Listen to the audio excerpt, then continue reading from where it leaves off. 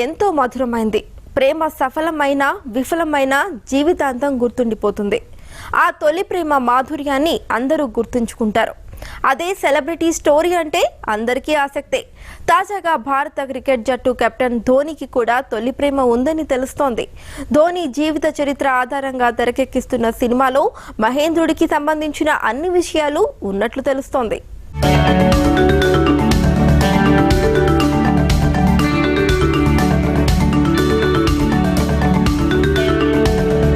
ధోని ప్రేమించింది పెళ్లి చేసుకుంది ఒక్కరినే అని ఇప్పటి వరకు అంతా అనుకున్నారు.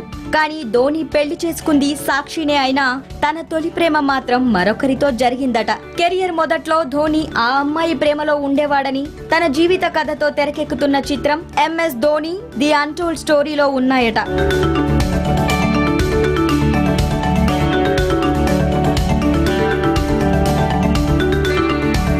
ధోని గురించి తెలియని ఎన్నో విషయాలు ఈ చిత్రంలో ఉన్నాయని చిత్ర బృందం చెబుతోంది. ధోని తొలి ప్రేమను కూడా ప్రత్యేకంగా తెరకెక్కించినట్లు సమాచారం. టీమిండియాలోకి ధోని రాకముందు రాంచీలో ప్రియాంక జూ అనే అమ్మాయిని ప్రేమించాడట. ఆమెను పెళ్లి చేసుకోవాలని కూడా అనుకున్నాడట. కానీ దురదృష్టం కొద్దీ ఓ ప్రమాదంలో ప్రియాంక చనిపోయింది. ఈ సంఘటనతో షాక్ కు గురైన ధోని రాంచీలో ఉండలేకపోయాడు.